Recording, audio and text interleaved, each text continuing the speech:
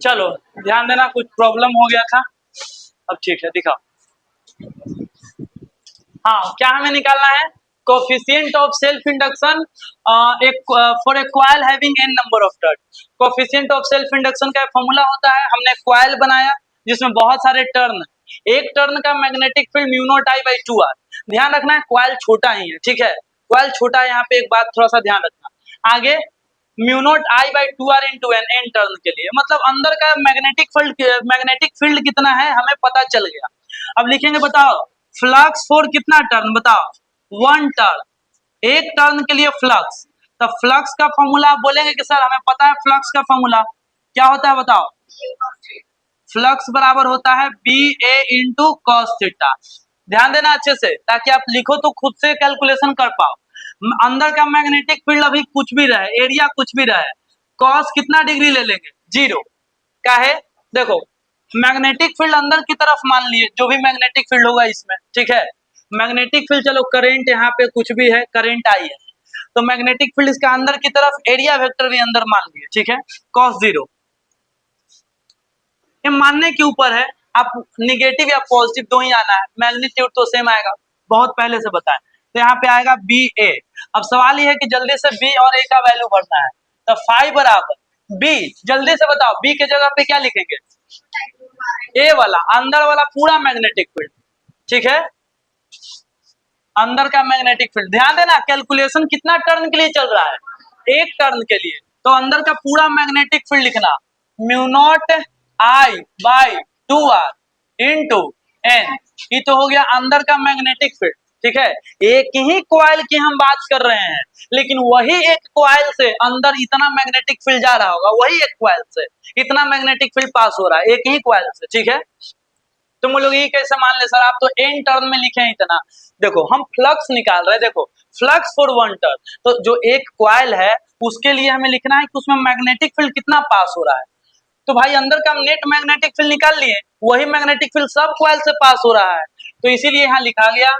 और area, area अभी छोड़ दो, एरिया लास्ट में पाई आर स्क्वायर करेंगे, एरिया रहने देते हैं इतना।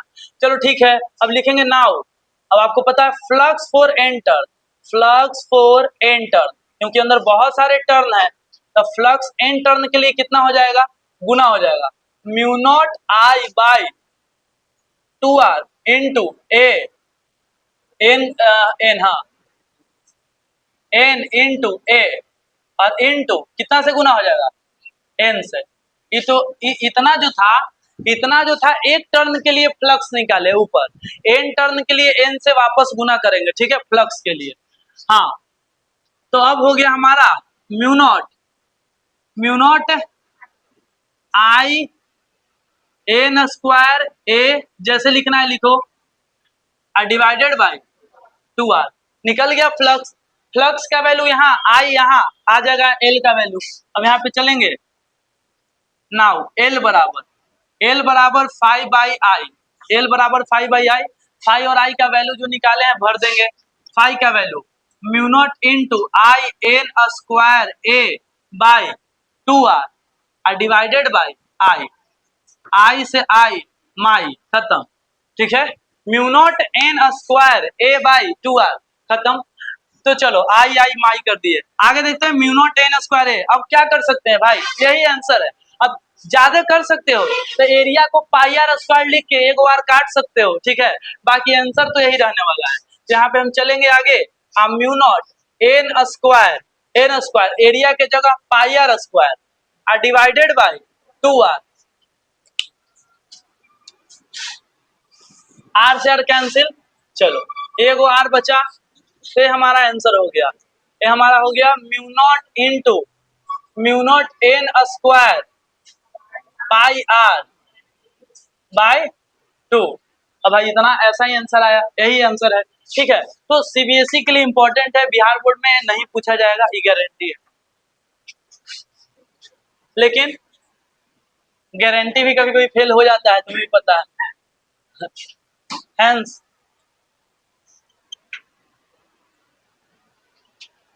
हेंस क्या ए निकला, क्या एल निकला ना, L is equal to mu not N square pi R by 2। जल्दी से इसको उतारेंगे फास्ट।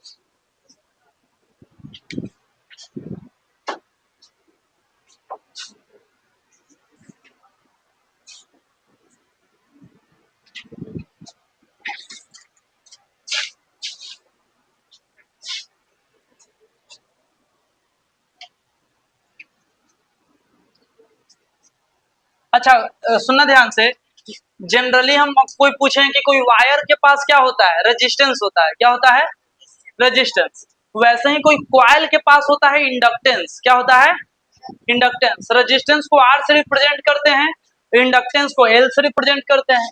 कैपेसिटर के पास क्या होता है, कैपेसिटेंस, ठीक है। तो एक 12th क्लास के फिजिक्स में 3 हीरो है, याद रखना, कैपेसिटेंस, इंडक्टेंस और रेजिस्टेंस। तीनों का अलग अलग काम है, लेकिन ये तीनों कहीं ना कहीं आपको अलग अलग तरीके से मिलते हैं। तो याद रखना, कॉइल के लिए जनरली हम लोग इंडक्टेंस बोलते हैं, कैपेसिटर के लिए कैपेसिटेंस बोलते हैं, वायर या रजिस्टर के लिए क्या बोलते हैं, रेजिस्टेंस, ठीक है। तो आप करंट इलेक्ट्रिसिटी अगर पढ़े होंगे तो उसमें आप 2 कॉम्बिनेशन पढ़े होंगे रजिस्टर का। सीरीज कॉम्बिनेशन में R बराबर R1 प्लस R2, और पैरेलल कॉम्बिनेशन में 1/R बराबर 1/R1 प्लस 1/R2, ठीक है। तो यहाँ पे भी हमें वैसा ही कुछ कॉम्बिनेशन बना के समझना है, ठीक है। चलो ध्यान देना, अब ध्यान देंगे क्या, कॉम्बिनेशन ऑफ इंडक्टर कॉइल। आवाज बिल्कुल नहीं, बस देखना है। कॉम्बिनेशन ऑफ इंडक्टर कॉइल, इसका मतलब क्या निकला सर, मतलब बड़ा सिंपल है। देखो पहले तो हम आपको बताएंगे सीरीज कॉम्बिनेशन। सीरीज कॉम्बिनेशन, देखो कहने का मतलब ये है, कल आप निकाले एक सोलेनोइड का एल का वैल्यू, कि चलो एक सोलेनोइड है, आपने उसका एल का वैल्यू निकाला 10, 20, 50 हेनरी कुछ निकाला, लेकिन वैसा सोलेनोइड 2 को जोड़ दे, तब टोटल कितना एल का वैल्यू हो जाएगा, एल का वैल्यू कितना हो जाएगा। मतलब है कि मेरे पास एक सोलेनोइड है, ठीक है, और एक सोलेनोइड और है, 2 सोलेनोइड है, एक सोलेनोइड तो है ही है, ठीक है, एक सोलेनोइड और है, 2 सोलेनोइड है, ऐसे ध्यान देना, 2 सोलेनोइड है। अब एक बड़ा एक छोटा जैसा मानना है, मान लो हम बोलेंगे कि इसके लिए L1 वैल्यू है, क्या, कोफिशिएंट ऑफ सेल्फ इंडक्शन होता है ना सोलेनोइड का, तो ये पहला सोलेनोइड है, इसका L1 वैल्यू है 50 हेनरी, 20 हेनरी कुछ होगा, इसका अलग होगा 30 हेनरी, 10 हेनरी, इसका L2 है। तो टोटल कितना होगा, बस यही निकालना है, टोटल कितना होगा, L1 plus L2, L1 minus L2, L1 by L2, या 1/L1 प्लस 1/L2, ये हमें निकालना है, ठीक है, बस यही है। इसका आंसर पहले बता दे, L1 प्लस L2, जैसे रजिस्टर में जोड़ते हैं वैसे ही यहाँ जोड़ेंगे, लेकिन हमें इसको एक छोटा सा प्रूफ करना है। अगेन बिहार बोर्ड में उतना इंपॉर्टेंट नहीं है, ठीक है, लेकिन आपके MCQ में इंपॉर्टेंट हो सकता है, CBSE के लिए इंपॉर्टेंट होता है, तो आप ध्यान देना। देखो यहाँ पे क्या है, इसमें जोड़ने पे फिर भी आप कॉन्सेप्ट समझते चलो, कैसा भी सवाल आ सकता है। देखो हम क्या बोलेंगे कि चलो भाई करंट इसमें जा रहा है, ठीक है, या करंट चेंज हो रहा है, तो आपको ही पता है कि सीरीज में करंट सेम होता है, ये तो पता है। अब वोल्टेज डिफरेंट होता है, पता है ना, कि सीरीज कॉम्बिनेशन में इसमें EMF होगा E1 और इसका EMF कितना होगा, E2, पता है, पहले से जानते हैं। सीरीज कॉम्बिनेशन में वोल्टेज बढ़ जाता है, तो हम यहाँ पे लिखेंगे सबसे पहले कि ई नेट अगर हम बोलेंगे ना, तो आप बोलेंगे सर सिंपल E1 प्लस क्या करेंगे, E2 जोड़ देंगे, EMF1 प्लस EMF2। अब सवाल यह है कि कोई ऐसा फॉर्मूला है जो EMF का फॉर्मूला जिसमें L आता हो, तो हाँ सर ऐसा फॉर्मूला है, कौन सा, याद करो, EMF बराबर minus L DI by DT। लेकिन हम लोग जनरली मैग्नीट्यूड लेके चलते हैं, EMF का अगर मैग्नीट्यूड लिखते हैं तो लिखते हैं L DI बाय DT, ये लिखते हैं, तो हम लोग यही फॉर्मूला का यूज करेंगे। चलो तो EMF बराबर तो लिख देंगे L DI by DT, L DI by DT, जहां जहां है L DI बाई DT। अब आपको ही पता है कि यहाँ E1 है तो I1 लिखना पड़ेगा, E2 है तो क्या लिखना पड़ेगा बताओ, I2 लिखना पड़ेगा। और अच्छा एक सेकंड, करंट तो सेम है, वेरी सॉरी, करंट तो तीनों में सेम है ना, तो करंट तीनों में नहीं, कहने का मतलब जो है जो नेट करंट है वही दोनों से जा रहा है। थोड़ा सा मेरा बात समझना, जो नेट करंट यहाँ पे लिखे हैं तो DI बाई DT, यही करंट इसमें से भी जा रहा होगा DI बाई DT, यही इसमें से भी। आप प्रूफ किए हो ना भाई रेजिस्टेंस में, उसमें भी तो यही होता है, आई आई आई हर जगह सेम रह जाता है, ठीक है। तो इसमें टाइम पास ज्यादा नहीं करना है, कॉमन ले हाँ, लेकिन ये होगा L1 और L2, L1 और L2 ये लिखाएगा। और यहाँ पे ये जो L होगा ये क्या होगा, L नेट, क्योंकि E नेट है तो L नेट होगा, ठीक है।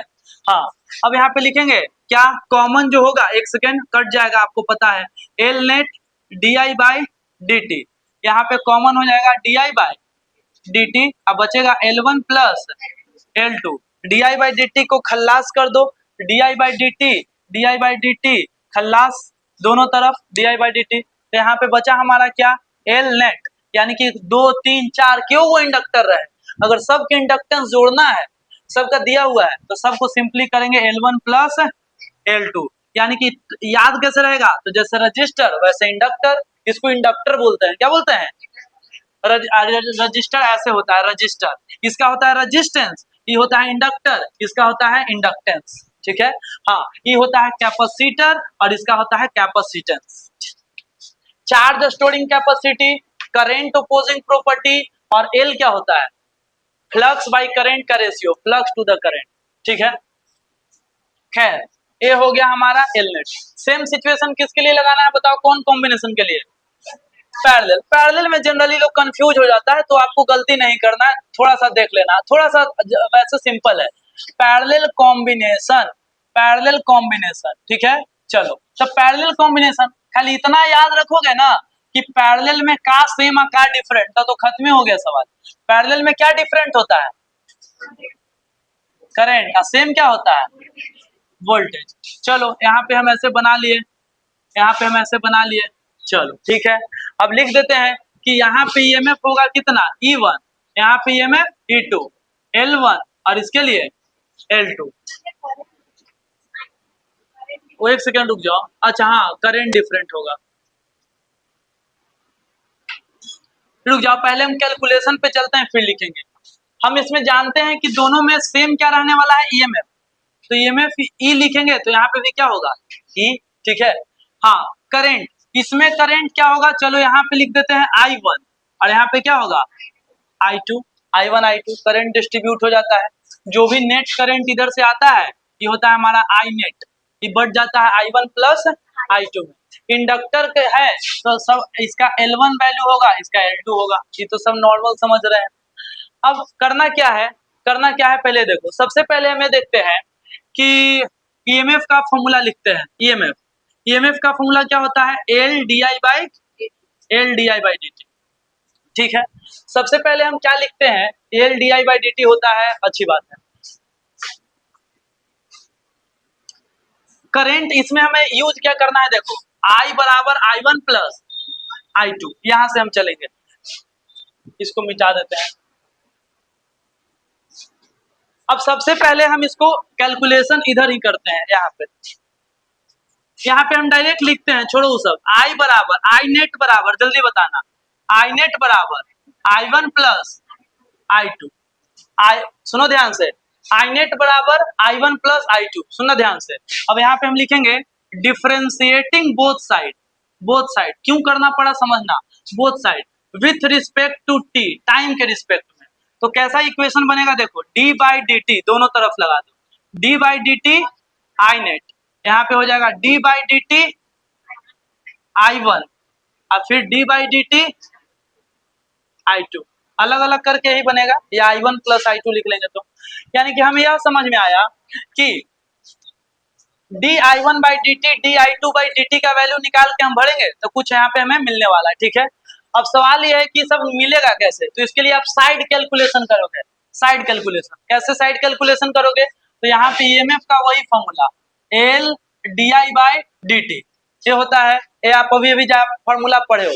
अब सबसे पहले हम क्या करेंगे ना, देखना ध्यान से, कि हम लिखेंगे ई नेट, तो ये तो ईएमएफ इसमें भी उतना ही है, इसमें भी उतना ही है, और नेट ईएमएफ भी उतना ही है, तो ईएमएफ को हम ईएमएफ लिखने वाले हैं, ठीक है।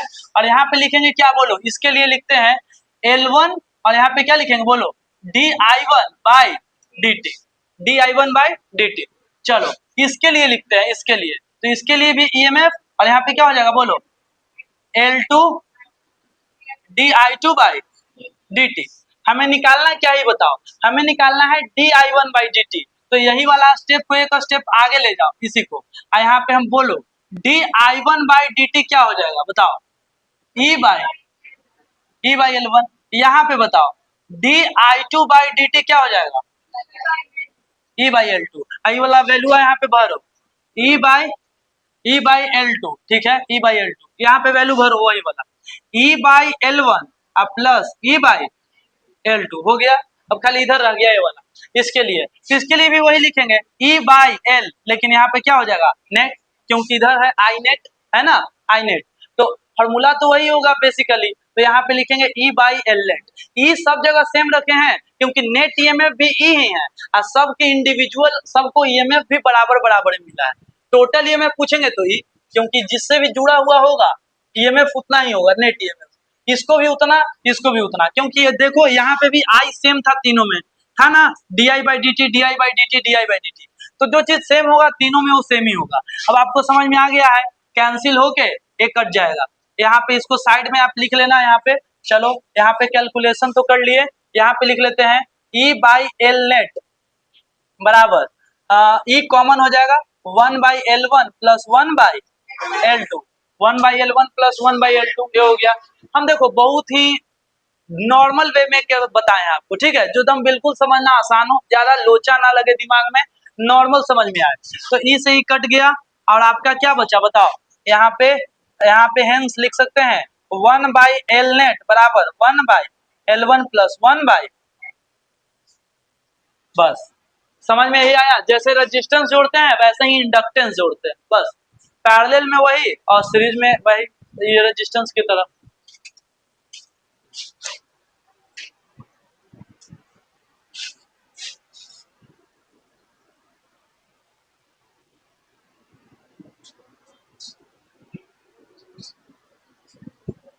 देखो हम कहेंगे ना, सुनना ध्यान से, आप लिखोगे कैसे वाला, ए पहले लिख लेना, ए वाला, ठीक है, ए पहले लिख लेना, और ए वाला कैलकुलेशन बाद में, यहाँ यहाँ तक पहले लिख लेना, क्योंकि आपने पहले di/dt सब निकाल लिया, उसके बाद यहाँ पे वैल्यू सब भरे, या लास्ट में भी लिखोगे तो कोई दिक्कत नहीं है, लेकिन पहले लिख लेना ज्यादा सही है।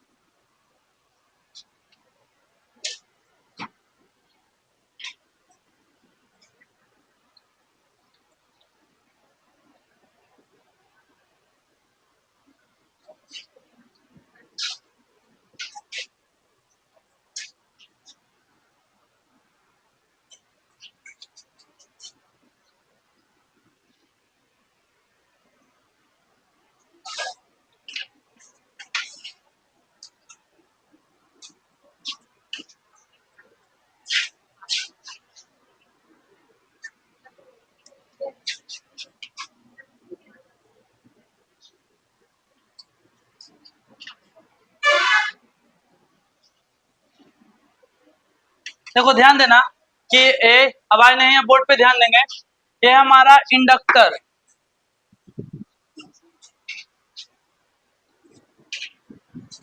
हाँ ध्यान देना, देखो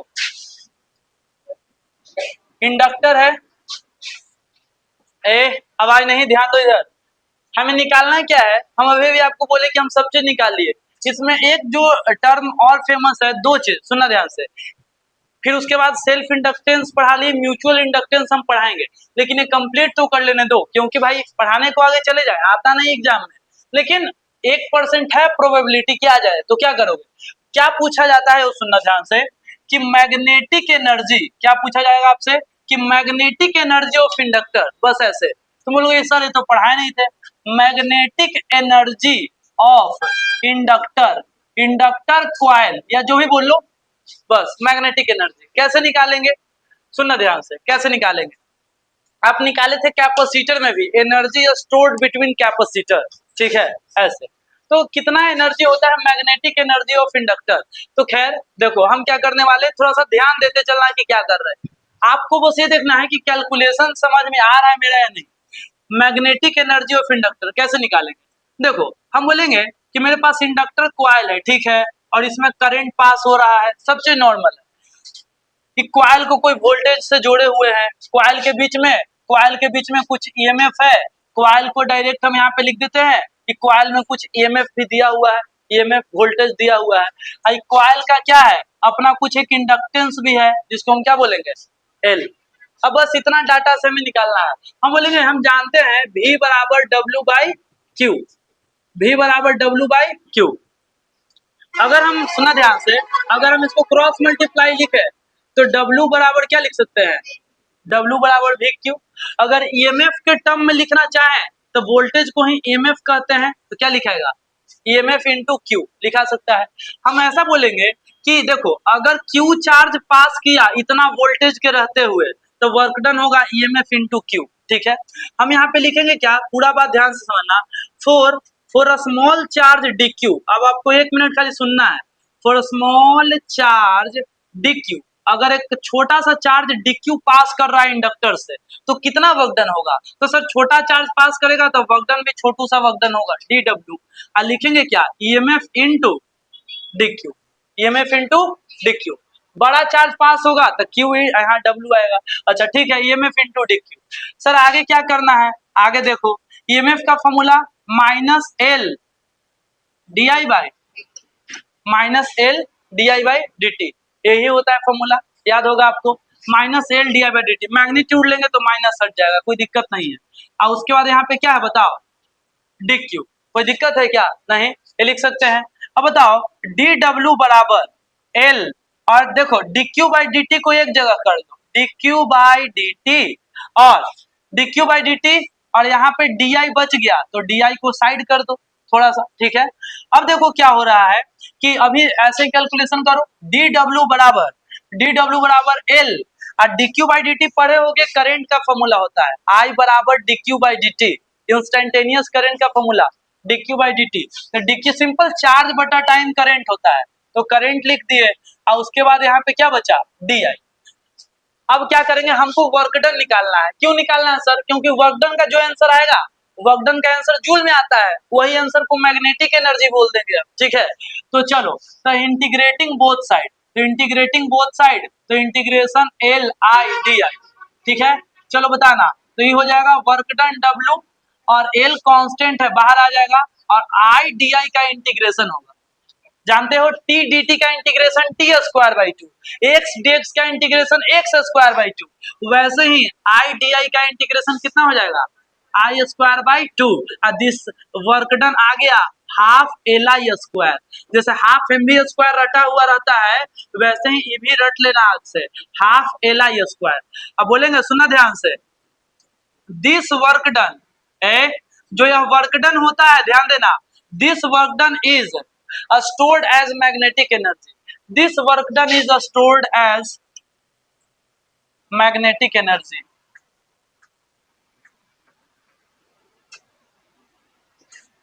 यहाँ पे लिखेंगे मैग्नेटिक एनर्जी बराबर क्या लिखेंगे, वही half L I square, direct यही।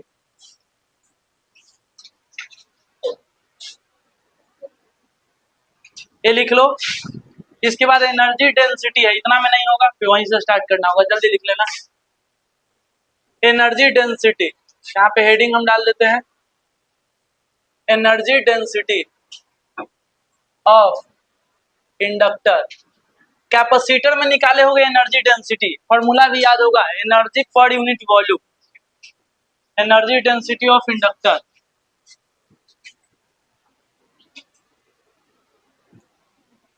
खैर पहले लिख लो,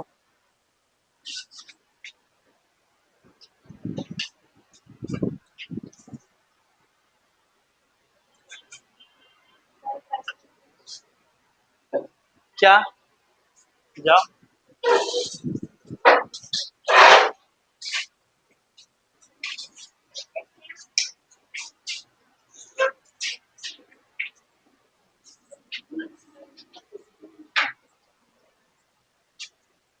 और बंद के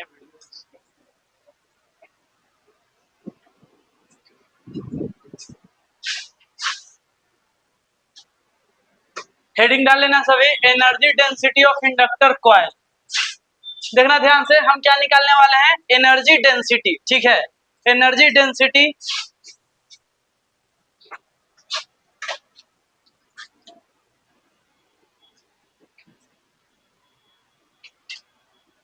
क्या होता है, फॉर्मूला बताओ एनर्जी डेंसिटी का। एनर्जी डेंसिटी का सिंबल क्या होता है, हाँ, म्यू डी, ऐसे भी रिप्रेजेंट करते हैं। इसको सिंपल रखने के लिए आपको बस फॉर्मूला से मतलब है, एनर्जी और डेंसिटी ऐसे लिख दिए, कोई दिक्कत नहीं, ठीक है। एनर्जी डेंसिटी एकदम सिंपल लगेगा, कोई दिक्कत नहीं है। फॉर्मूला क्या होता है एनर्जी डेंसिटी का, एनर्जी बाई वॉल्यूम, ठीक है, एनर्जी बाई वॉल्यूम, ठीक है। एनर्जी डेंसिटी का यही फॉर्मूला होता है, एनर्जी पर यूनिट वॉल्यूम। तो हम पूछेंगे कि भाई किसका निकालना है एनर्जी डेंसिटी, तो इंडक्टर कॉइल का। तो इंडक्टर कॉइल में इतना एनर्जी होता है और उसके वॉल्यूम से डिवाइड देना है। अच्छा, तो वॉल्यूम कैसे निकलेगा, एनर्जी तो चलो ठीक है निकाल देंगे, ये साफ साफ हाफ एल आई स्क्वायर। अब फंस गया सवाल कहाँ पे, वॉल्यूम पे। तो वॉल्यूम के लिए क्या करेंगे, इंडक्टर का फॉर्मूला इसके सुनना, तो इसीलिए हम क्या करते हैं, पहले वॉल्यूम निकाल ही लेते हैं तब यहाँ पे नीचे आएंगे, ठीक है। तो वॉल्यूम कैसे निकलेगा, एकदम सिंपल है। चलो बताओ, तुम बताओ, तुम बताओ, क्वाइल के लिए एल का वैल्यू क्या है, इस हाँ, mu not I N square A into L. A है, आई नहीं है ना, आई तो कैंसिल हो गया था।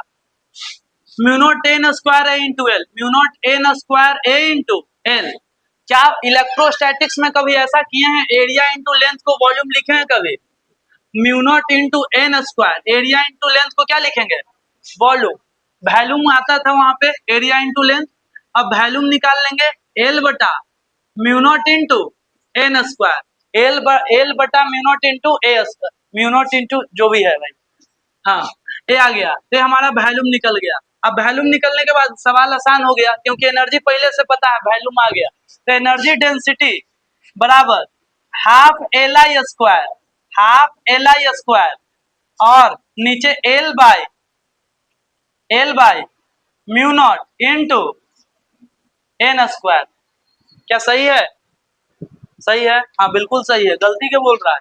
देखो, एल से एल कैंसिल, एल से एल कैंसिल, चलो यहाँ पे लिखेंगे एनर्जी डेंसिटी, एनर्जी डेंसिटी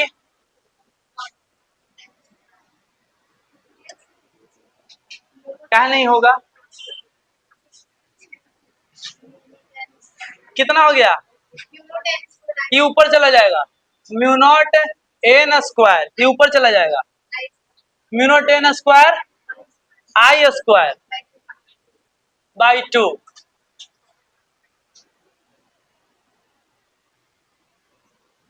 ये हो गया, सुनना ध्यान से, एनर्जी डेंसिटी, ठीक है। लेकिन आपको ध्यान रखना है कि फॉर्मूला है क्या चीज का, चलो एनर्जी डेंसिटी का फॉर्मूला है in term of current, in term of क्या, यानी कि आपको बस करंट पता होना चाहिए तो निकल जाएगा, इन टर्म ऑफ करंट। हम बोले कि सेम फॉर्मूला हमको चाहिए एनर्जी डेंसिटी का, लेकिन करंट के टर्म में नहीं चाहिए, हमको बी के टर्म में चाहिए। मतलब हम एनर्जी डेंसिटी का ऐसा फॉर्मूला चाहते हैं जिसमें क्या आना चाहिए, बोलो, बी आना चाहिए। क्या आना चाहिए, वो कैसे आएगा, सोचो, दिमाग लगाओ, क्योंकि कोई यहाँ पे फिजिक्स नहीं है, खाली नॉर्मल मैथ्स है थोड़ा सा। बी कैसे लाया जाए, तो सोलेनोइड के लिए याद करो, ध्यान दो, सोलेनोइड के लिए बी का फॉर्मूला याद है, म्यू नॉट इंटू एन आई, याद होगा, सोलेनोइड के लिए म्यू नॉट इंटू एन आई। अच्छा, सुनो, एन आई के जगह पे क्या लिख सकते हैं बताना, एन आई के जगह पे म्यू नॉट बटा बी, अरे एन आई के जगह पे म्यू नॉट, अरे इधर लो, इधर समझ रहे हैं तुम्हारा प्रॉब्लम, खाली एन होने कर देने से सब रिस्पॉन्स नहीं देता है। एन आई बराबर बी बाई म्यू नॉट, ठीक है। अब देखो, एन स्क्वायर आई स्क्वायर, तो स्क्वायरिंग बोथ साइड कर देते हैं, स्क्वायरिंग बोथ साइड, तो यहाँ पे बन जाएगा हमारा क्या, एन स्क्वायर आई स्क्वायर, इधर हो जाएगा B square by mu naught का स्क्वायर। अब हमको यह समझ में आया कि जहां लिखा हुआ है एन स्क्वायर और आई स्क्वायर, उसको मिटा देंगे और उसको जगह पे लिख सकते हैं हम बी स्क्वायर बटा म्यू नॉट के स्क्वायर। तो हम लिखेंगे नाउ नाउ। अब यहाँ पे अब देखो क्या करेंगे, सेम फॉर्मूला लिखेंगे वही वाला, और आपको फॉर्मूला मिल गया एनर्जी डेंसिटी का mu not into N square I square by two. तो एन स्क्वायर आई स्क्वायर को हटाओ, म्यू नॉट बाई टू, और इसके जगह पे क्या लिखोगे, बी स्क्वायर बटा म्यू नॉट का स्क्वायर। अब एगो म्यू नॉट से एगो म्यू नॉट ऐसे धजिया उड़ा दो, इस खत्म, तो एगो बचा म्यू नॉट। एनर्जी डेंसिटी का फाइनल फॉर्मूला ए आया, दो को आया, क्या आया बताओ, म्यू नॉट, हाँ mu not be square by mu naught काट दिए, हाँ तो के लिख रहा है काट दिए, तो देखो बी स्क्वायर बटा टू म्यू नॉट।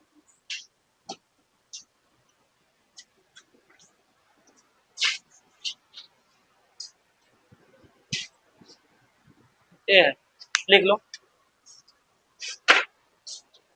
मतलब सेल्फ इंडक्टेंस में जितने भी मैक्सिमम सवाल जो पॉसिबल है वो ऐसा है। आपको फिर से बता रहे हैं, बोर्ड्स एग्जाम के लिए रेलिवेंट नहीं है, क्योंकि एक भी बार सवाल नहीं आया हुआ है, इसलिए बोल रहे हैं। बोलो क्या बोल रहे हो, बोलो। बनाया तो अच्छी बात है, क्योंकि हम इसलिए बोले थे कि कम है, ठीक है, कम है तो थोड़ा थोड़ा बना लोगे, इसी खेल खेल में बन जाएगा।